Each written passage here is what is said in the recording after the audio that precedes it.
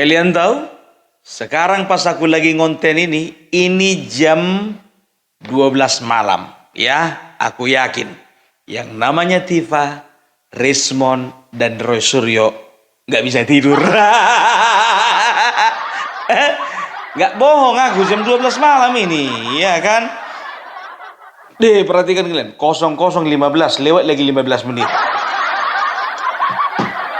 Kurasa yang satu ya kan gelisah dia tidur. Oh, tidak. Tidak. Tidak. Ya kan? Yang satu lagi mimpi, ya kan? Pak Hakim dan Pak Jaksa. Kapan saya nyanyi dia, Pak. yang satu lagi lain mendesah dia yang satu lagi. Tidak mas.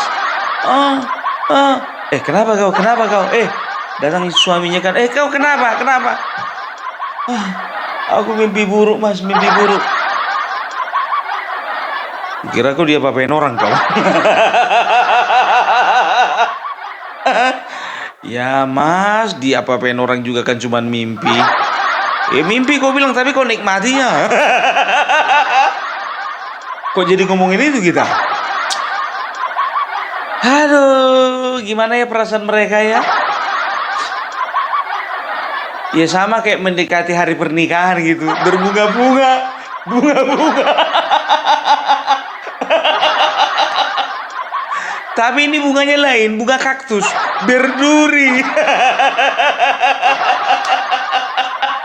Alah, yalah.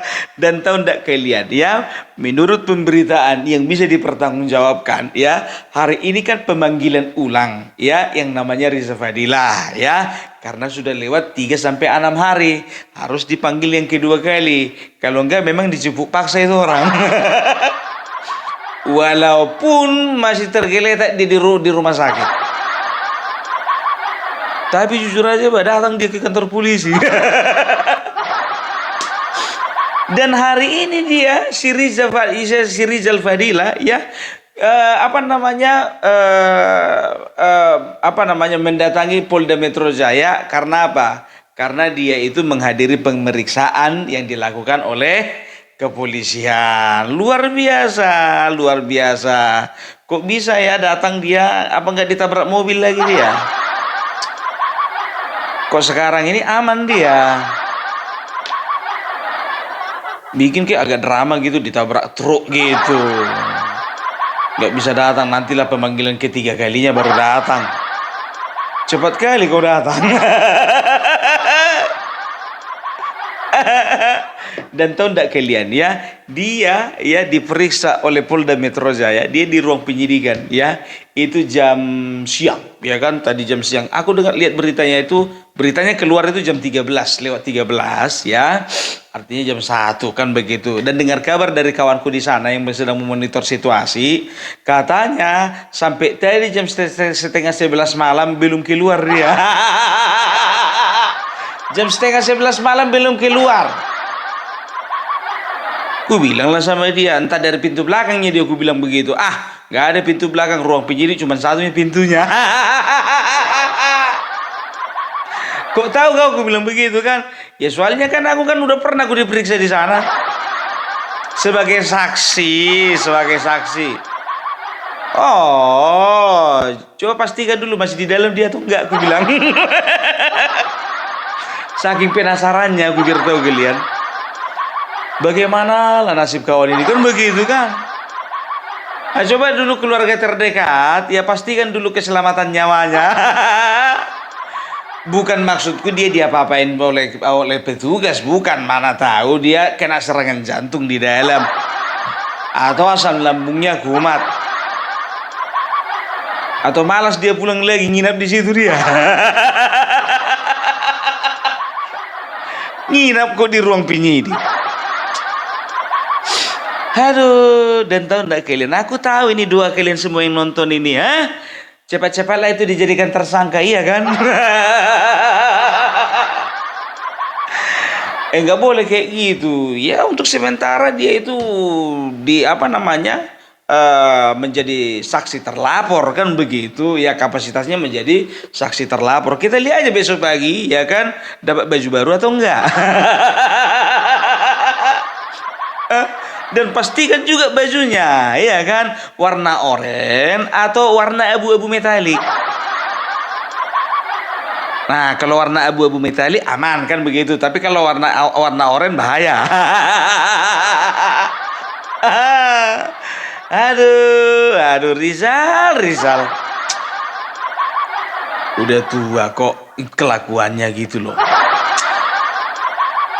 Ya kalau tua itu makin tua itu ya makin makin apa gitu loh, makin mendekatkan diri kepada Allah Subhanahu wa taala. Ini kok makin mendekatkan diri kepada pintu penjara. Piye toh? Aduh. Kau itu anggota dewan loh, jujur aja. 2 periode kau di apa di P3, setelah itu pindah ke PAN, setelah itu pindah lagi, pindah-pindah aja kerjamu. Sekarang mau masuk penjara lagi. Wah. Mananya marwahmu sebagai mantan anggota dewan? Rizal, Rizal. Ya, dan tahu ndak kalian ya? Jadi hari ini katanya salah satu siapa namanya? Salah satu saksi terlapor ya dipanggil pihak kepolisian dan memenuhi panggilan kepolisian untuk diperiksa, yaitu yang bernama Michael Sinaga ya. Jadi dia itu ditanyai oleh penyidik perihal tanggal 26 Maret ada peristiwa apa, dan dia mengatakan katanya nggak ada peristiwa apa-apa. Dan dia mengatakan bahwasanya tanggal 26 saya lagi ada di rumah. Ya kan? Kalian percaya nggak kalau misalnya ya bapak-bapak di kepolisian itu sebetulnya memperhatikan ini? Ini kan channel dia ini kan corongnya apa ini? Corongnya dari grupnya si Roy Suryo kan begitu. Kurasa nggak terlalu bodoh bapak-bapak di kepolisian dia untuk tidak memeriksa channelnya si kawan ini. Sekarang kau lepas kau. Kita lihat nanti. Terkait dengan undang-undang itu, saya kan wartawan terverifikasi loh katanya kan. Jangankan wartawan, itu Egy Sujana lawyer pernah juga masuk penjara. Abraham Samad ketua KPK masuk juga. Aduh, dan tahu ndak kalian Abraham Samad baru saja dia itu apa namanya lewat videonya di beranda TikTokku ya kan. Apa dibilangnya? Tenang, kita tenang. Nggak usah panik. Kalau masalah laporan polisi itu biasa itu. Ya, biasa itu. Nggak perlu kita panik. Jokowi nggak usah kita anggap hebat lah. Jadi videomu yang kemarin bilang begini, Bapak Jokowi sahabat saya. Alangkah eloknya kalau Bapak mencabut laporan. Alah. Dan di ujung dari statement dari video itu dia mengatakan apa? Ya, kita percayakan aja semuanya. Kita satu barisan dengan Purnawirawan. Ketahuan. Udah aku bilang dari awal ya kan, ini langkah mereka ini sama ini, ya kan? Apa yang dilakukan Roy Suryo CS dan juga Purnawirawan itu bermuara kepada satu ambisi. Apa itu? Mereka ingin merusak pemerintahan yang sedang dijalankan oleh Prabowo Gibran dengan apa? Dengan menuntut Gibran untuk dimakzulkan. Begitu guys orang ini. Nah, Roy Suryo mengganggu Bapak Joko Widodo dengan isu ijazah palsu. Purnawirawan mengganggu pemerintahan Bapak Prabowo Gibran dengan isu memakzulkan Gibran. Jadi udah kelihatan kan? Nah, sekarang yang jadi masalahnya ya, kenapa kau dipanggil mangkir Abraham Samad? Kau bilang tenang aja. Tapi dipanggil kau ketakutan. Kenapa? Karena udah makin tua itu kau. Makanya aku bilang, inilah salah satu biar tahu kalian provokator. Makanya aku bilang ya, nggak habis pikir aku. Orang-orang yang punya kualitas sekali berketua KPK kayak Abraham Samad, pola pikirnya kerdil gitu loh. tahu kayak gitu, aku mencalonkan diri jadi ketua KPK kemarin. Nggak usah kau. Enggak aja kawan ini memang. Iya kan? Ya adili Mulyono. Seret keluarga Mulyono ke persidangan. Adili keluarga Mulyono. Waktu itu kok keluar beliau jadi presiden. Jadi masih mikir-mikir juga untuk apa menggasak kalian semua. Kalau sekarang nggak ada cerita.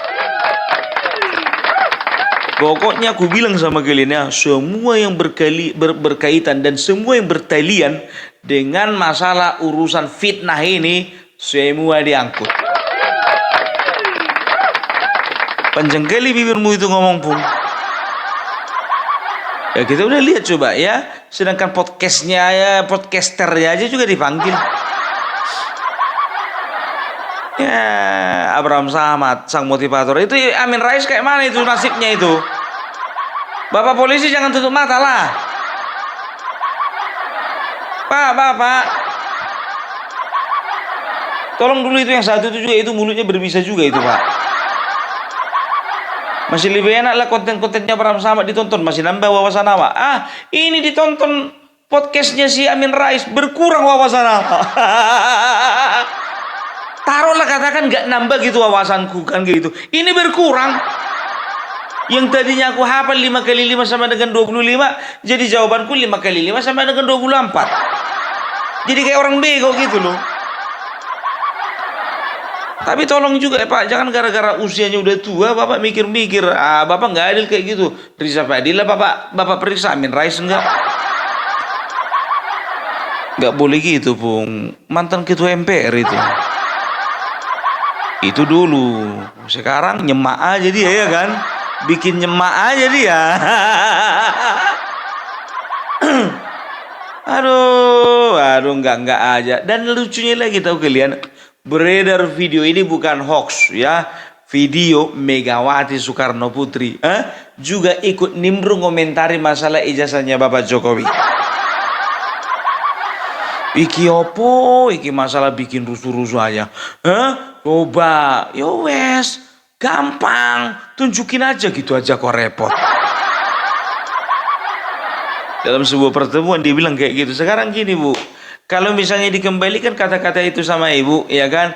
Coba diperiksa dulu ijazah Ibu, bagaimana? Ada nggak ijazah S1-nya? Oh, dia kan sudah profesor, Bu, nggak perlu lagi S1, udah S3 itu. Itu kan honoris causa. Profesor dokter ya. Itu makanya aku bilang, jadi ini ku tengok ada pembiaran dan juga ada pendiaman dari PDIP ya. Jadi sebetulnya ku bilang sama kalian ya, salah satu orang yang paling bertanggung jawab dan juga salah satu orang yang paling mengerti masalah ijazah Bapak Joko Widodo ini sebetulnya PDIP. 4 kali bro, 4 kali wali kota lagi, gubernur, presiden lagi, 5 kali, malah 5 kali. Bayangkan kalian 5 kali. Coba ya, kan nggak mungkin nggak mereka verifikasi kan. Maksudnya begini ya, mereka dokumen mereka terima, mereka serahkan itu ke KPU sudah verifikasi ya, dan menyatakan bahwasanya ya ijazah Bapak Joko Widodo itu asli, udah selesai. Jadi sebetulnya kalau kita mau fair-fairan ya, kelompoknya Rosuryo harusnya nanya juga ke PDIP. Ini sampai sekarang kutunggu-tunggu tidak ada pertanyaan dari Rosuryo kepada Megawati ataupun kepada PDIP. Minta dong pertanggungjawabannya. Kenapa kalian sebagai partai besar ya, kalian itu memperbolehkan seorang Joko Widodo yang ijazahnya palsu mencalonkan diri 5 kali? Nah dari sini sudah kelihatan bahwasanya ini adalah permainan. Apakah mungkin PDIP ada di balik semuanya ini? Aku nanya, tidak nuduh. Kan begitu. Iya. Batuk. Iya kali, batuk. Nggak tahu, batuk juga. Aduh, nggak ada habis-habisnya orang ini, bah. Jujur aja gue bilang ya. Tapi aku mau cerita sedikit ya. Jadi rencana kan ini kan kami kan mau ke IKN ya kan. Rencana di tanggal 16 sampai tanggal 20 Agustus 2025. Gitu dia. Nah, ya, jadi ketika ada apa namanya, kuutarakan seperti itu niatku, ya, ternyata ini baru saja bertelepon, ya, seorang sahabat dari US, dari Amerika, ya, aku nggak perlu sebutkan namanya dan aku nggak perlu sebutkan juga marganya, inisialnya aja ya, si Hombing. Kaulah satu-satunya manusia di muka bumi ini, Pung, ketika menyebutkan inisial nama lengkap yang kau sebut. Si Hombing. Iya kan? Aku tanya, iya ada apa? Jam tengah 12 tadi telepon. Ya kan kalau di sana kan masih jam 10 pagi ya kan? Di sini ngantuk-ngantuk nerima teleponnya ya kan? Kalau di sana masih bolang-bolang matanya. Tahu kalian bolang-bolang? Belok gitu, masih melotot. Iya kan, masih segar. Namanya jam 10 pagi baru siap ngopi itu. Awak di sini mau bobo, iya kan, nggak jadi, iya kan. Tengok telepon, iya kan, ada yang telepon, iya kan. Aku kalau masih bisa kuangkat, kuangkat. Kalau misalnya nggak kuangkat kan gitu. Cuman tadi memang apa namanya ada waktu untuk mengangkat. Ini dari mana? Aku bilang begitu. Ini dari California, ini lain. Dari California, baru ini ada orang California manggil aku lain, aku bilang begitu. Aku si Ombing ya, aku si Ombing.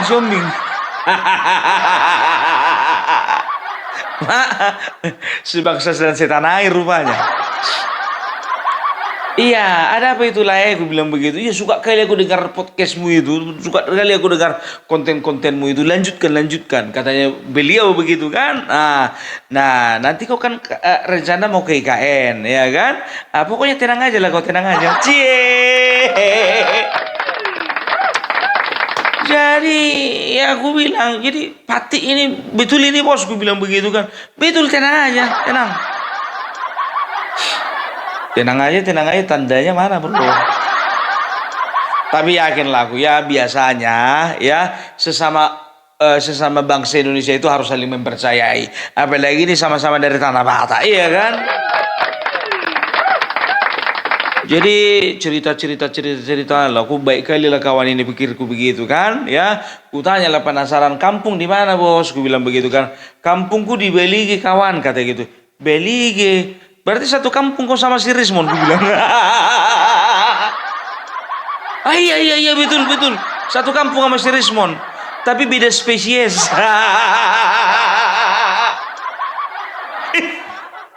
Berarti satu kampung Rismon itu baik-baik semua.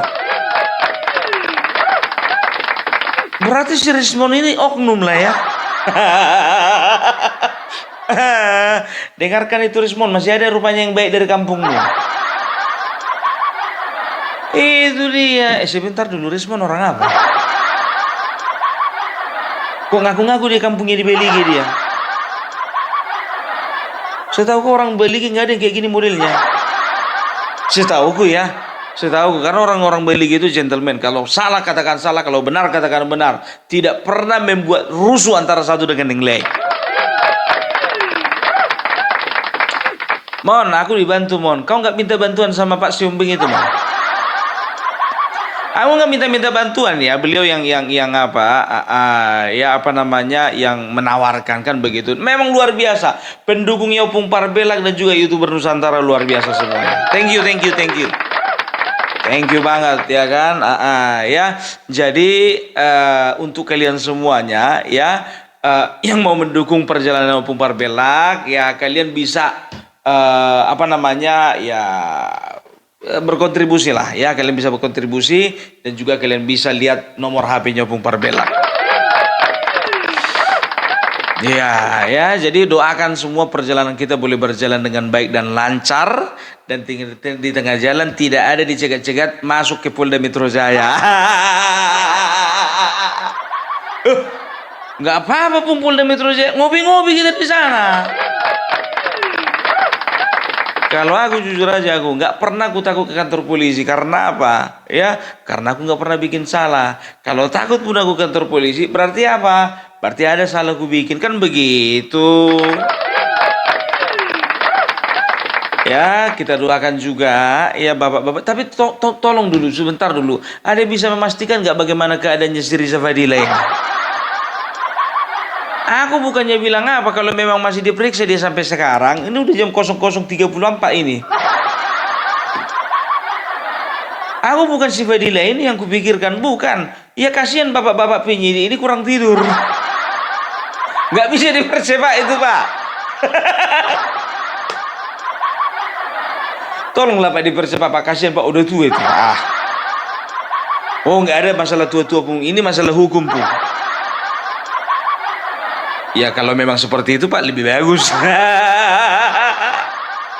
Dan katanya besok ya si Tifa katanya mau bawa masa, iya kan? Berapa kau bayar satu orang? Aduh, nggak aja kerjamu Pak. Pendukung dengan cinta, aku mengajak semua pendukungnya Tifa Rismond dan juga Roy Suryo untuk datang besok ke Polda Metro Jaya. Kayak mau main bola aja kau dukungan supporter kau. Butuh dukungan supporter. Alah, ya lah enggak aja. Kita lihat aja lah dulu seberapa banyak massa yang dibawanya orang ini ya kan. Sedangkan PDIP aja juga kemarin itu sidangnya si Hasto juga massanya juga enggak seberapa. Apalagi lah kau.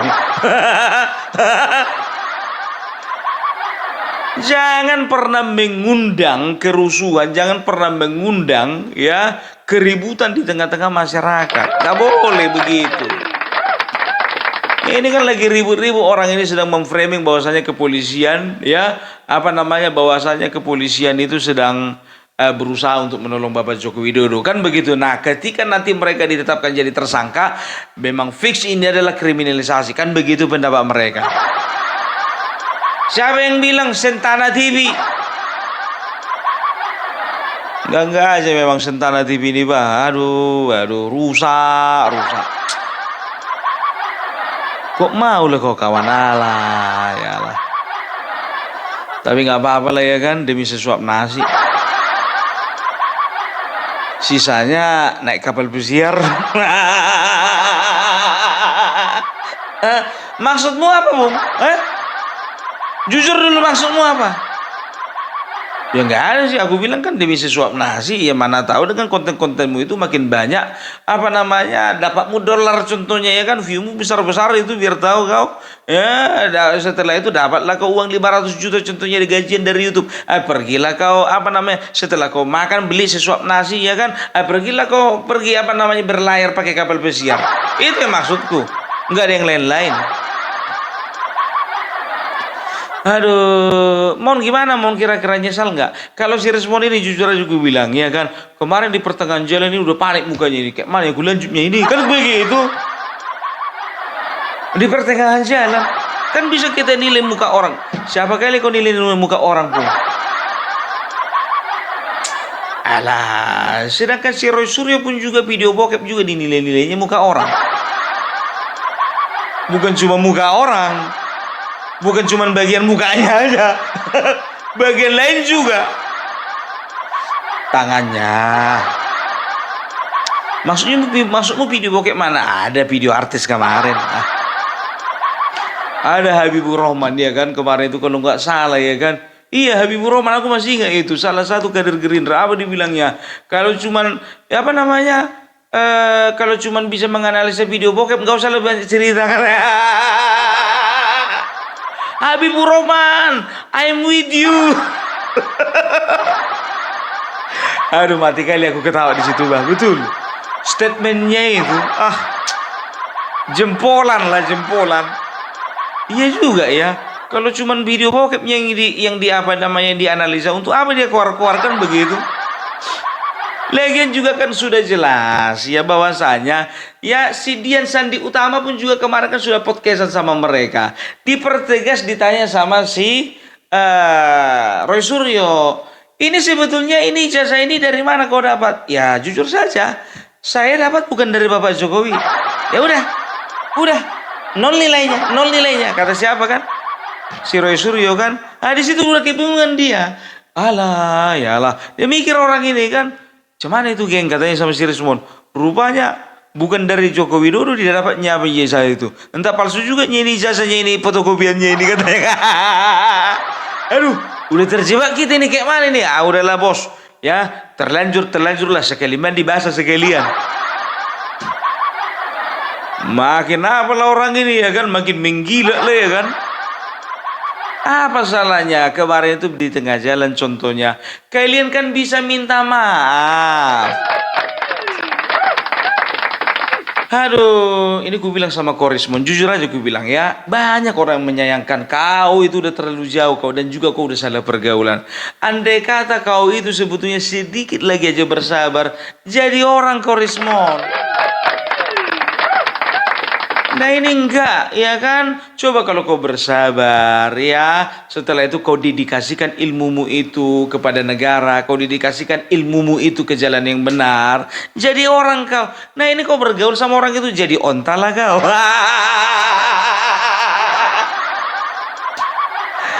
Jadi kadrun kau. Enggak aja. Loh, apa maksudmu jadi onta, Bung?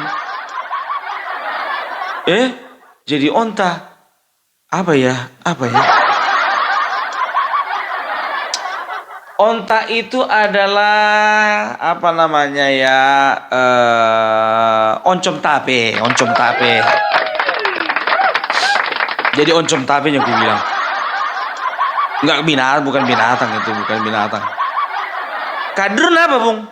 Kadrun. Ya kadrun itu kandang di gurun. Nah, datang ini Bapak Ombing ini ya kan di WA-nya aku. Bikin dulu puisi. Alah. Besok lah ini ketua masalah puisi ini. Jujur aja lah aku bilang. Udah asap kali aku dibilang bikin puisi ini. Puisiku pertama itu diketawai. Puisi yang kedua juga diketawai juga aku. Di telepon aku sama si Martin biar tahu kalian. Bung kok kayak gitu kau baca puisinya Bung.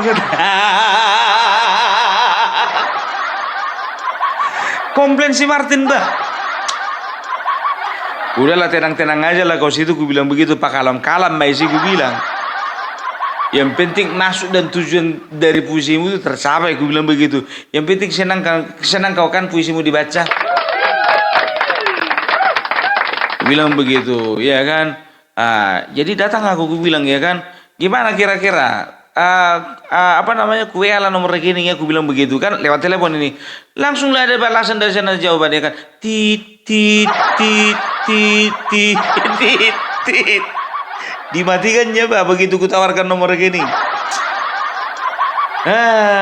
Tahu kayak gitu kemarin itu baca puisi awak minta kian dulu DP-nya ya kan.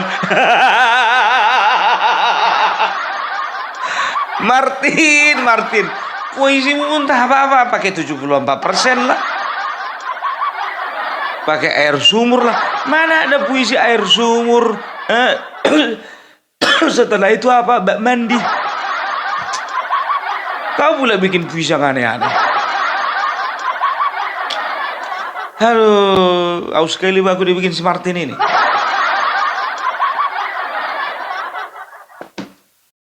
Ada ya. Jadi sekarang udah jam berapa ini? Kita lihat dulu. Sudah jam berapa? Nanti ketawa kita rupanya yang di ruang penyidikan belum keluar juga. Udah 00:43. Cuman ya belum ada kabar. Sedih kali gue bang. Aduh, ya. Jadi kembali ke apa namanya yang menjadi bahasannya Ibu Megawati tadi. Ibu Megawati, ya, Anda itu sebagai orang yang bijaksana katanya. Dan Anda itu seorang negarawan katanya. Dan Anda seorang presiden katanya. Ya memang presiden pun gak pakai katanya itu. Iya, katanya 2 tahun. Tapi gayanya kayak 2 periode aja. Ibu itu harusnya ya bukan bikin kisru lagi dengan pernyataan seperti itu gitu loh. Ibu nggak pernah kuliah di apa ya? Kuliah di apa namanya Fakultas Hukum ya? Kan udah berapa kali dikatakan ya tidak ada hak orang untuk menanyakan ijazah kita. Nggak ada. Nggak ada. Ya kalau mau dibuktikan katanya ngotot orang tersebut membuktikan di persidangan. Ayo, ayo.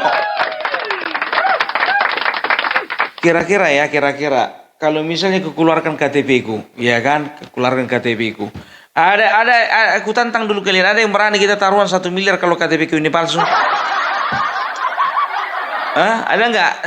Masuk ke ruang persidangan pun jadi. Ayo, ya, kita buktikan ya KTP ku itu asli atau palsu. Ini Anda seorang yang dituakan di negara ini malah bikin statement seperti itu, tapi cemana lah mau dibilang, namanya juga sakit hati. Aduh, ya jadi berhubung ini sudah larut malam, ya kita doakan tidak terjadi apa-apa sama yang satu itu. Ya ini waktunya kita beristirahat ya. Kita doakan semoga besok Rismon, Tifa dan juga Rosuryo boleh menghadiri pemeriksaan dengan tepat waktu. Ya, persiapan harus matang. Siapkan mental. Bukti-bukti juga dipersiapkan semuanya. Dan jangan lupa berdoa ya. Dan juga ucapkan salam kepada setiap orang yang kalian jumpai di tengah jalan. Masa sih Bung harus kayak gitu kali? Maksudnya biar jalan kalian itu lurus gitu loh. Ya, jadi itulah dulu dari Opung para bilang salam NKRI, NKRI harga mati.